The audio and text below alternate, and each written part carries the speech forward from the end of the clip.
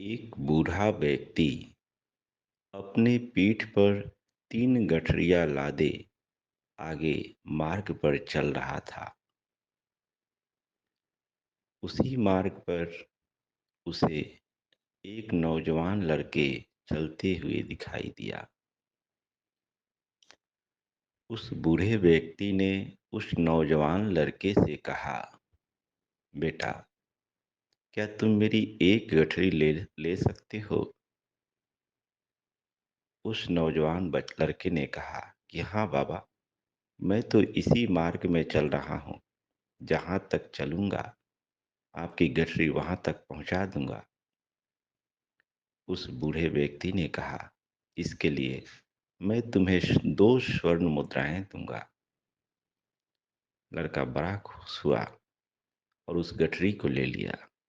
उसने पूछा, इसमें क्या है जो आप मुझे 2 स्वर्ण मुद्राएँ देने चाहते हैं? उस बूढ़े व्यक्ति ने कहा, इसमें तांबे के सिक्के हैं और 3 गठरी लेकर चलना मेरे लिए बड़ा मुश्किल लग रहा है। इसलिए अगर तुम गठरी मेरे मंजिल तक पहुंचा दो तो मैं तुम्हें 2 स्वर्ण मुद्राएँ दूँगा। वह लड़का बड़ा खुश हुआ और उस गठरी को लेकर आगे चल पड़ा। चलते-चलते आगे एक नदी आई। अब नदी पार करना था। वह लड़का नदी में घुस गया।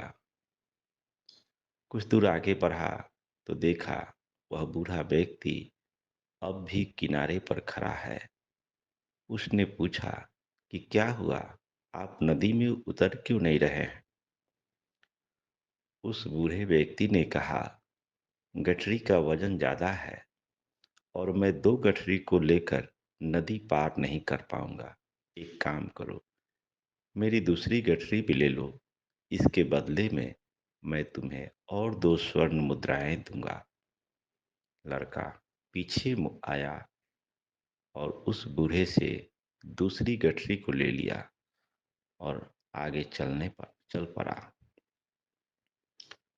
उस लड़के ने पूछा कि यह गठरी में वजन है, इसमें क्या है? उस बूढ़े व्यक्ति ने कहा, जरा संभल कर चलना, इसमें चांदी के सिक्के हैं। अब चांदी के सिक्के का नाम सुनकर लड़के के मन में अनेक विचार उठने लगे। धीरे धीरे वह नदी पार कर रहा था, लेकिन मन में उसके लोभ हिलोरे मारने लगे। वह सोचने लगा कि यह बूढ़ा तो काफी वृद्ध हो चुका है। अगर इस गठरी को लेकर मैं भाग जाऊं तो मेरा जवानी बड़े ही मजे से कटेगा और यह बूढ़ा मुझे पकड़ भी नहीं पाएगा। लेकिन फिर दूसरी तरफ उसका मन इसको स्वीकार नहीं कर रहा था।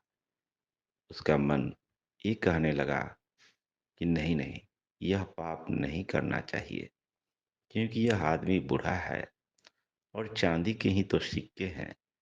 इससे कितने पैसे आएंगे? यह पाप करना ठीक नहीं है। वह उस चांदी के गठरी को भी लेकर आगे बढ़ते रहा। दोनों नदी पार कर गए। आगे धीरे धीरे मैदानी क्षेत्र आया। फिर आगे चलने पर उन्हें पहाड़ी मार्ग मिला। अब पहाड़ी की ऊंचाई को चढ़ना था। लड़का तो आसानी से चल रहा था, लेकिन वह बूढ़ा व्यक्ति जिसके पास एक ही गठरी बची थी, वह धीरे धीरे ही चल रहा था।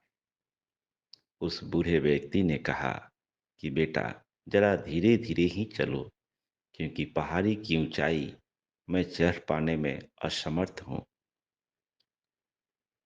लड़का बोला, ठीक है, अगर आप चाहें तो अपना तीसरी गठरी भी हमें दे सकते हैं। उस बूढ़े व्यक्ति ने कहा कि सही बात है, तुम इस गठरी को भी ले लो और मुझे मेरे मंजिल तक पहुंचा दो। इसके बदले मैं तुम्हें और 2 स्वर्ण मुद्राएं दूंगा। वह तीसरा गठरी भी उस लड़के ने ले लिया। वह लड़का और वह बूढ़ा व्यक्ति आगे बढ़ने लगे। उस बूढ़े व्यक्ति ने कहा कि जरा संभल कर चलना, क्योंकि इस गठरी में सोने के सिक्के हैं। अब सोने के सिक्के का नाम सुनकर उस लड़के का मन डमाडोल हो गया। लोभ उस पर हावी होने लगा। वह सोच में पड़ गया कि झोली एक गठरी में चांदी के सिक्के हैं और दूसरे में सोने के सिक्के हैं। अगर मैं इन गठरियों को लेकर भाग जाऊं तो पूरा जीवन मेरी सुख सुविधाएं से बीतेगी। मुझे कुछ करने की जरूरत नहीं पड़ेगी और यह बूढ़ा तो काफी वृद्ध है, यह मेरा पीछा नहीं कर पाएगा। यह सोचकर अब वह लड़का उन तीनों गठरियों को लेकर जोर जोर से भागने लगा। वह भागते भागते पहाड़ियों से गुजरते हुए अपने घर पर पहुंच गया। घर पहुंचकर उनने तीनों गठरियों को खोला। उन तीनों गठरियों को खोलकर देखने पर वह आश्चर्यचकित हो गया, क्योंकि उसमें लोहे के सिक्के थे, वो भी जंग लगे हुए। न तो तांबे के सिक्के थे, न चांदी के, न सोने के। वह सोच में पड़ गया कि आखिर यह बूढ़ा मुझसे झूठ क्यों बोला। तभी उसकी नज़र एक कागज पर गई। उस कागज को उसने उठाया। उसमें कुछ लिखे थे। उसने पढ़ना शुरू किया। उस कागज में लिखा था कि मैं इस राजा का मुख्य सलाहकार हूँ और मैं इस राज्य के एक कोषाध्यक्ष की तलाश कर रहा हूँ जो ईमानदार हो। लेकिन दुर्भाग्य कि तुम न निकले।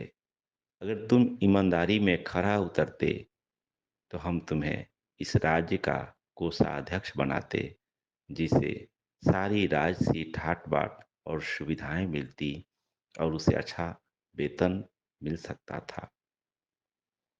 इस बात को पढ़कर वह लड़का अपना सर पकड़ लिया। बेहद दुखी हो गया कि अगर मेरे मन में लोभ न होता तो मैं इस राज्य का कोषाध्यक्ष बन जाता, जिसे राज्य की ये सारी सुविधाएं मिलती, पद और प्रतिष्ठा, पैसा, सब कुछ मिलता। मित्रों, बहुत से व्यक्ति वर्तमान के सुख के पीछे भविष्य के सुख को भूल जाते हैं।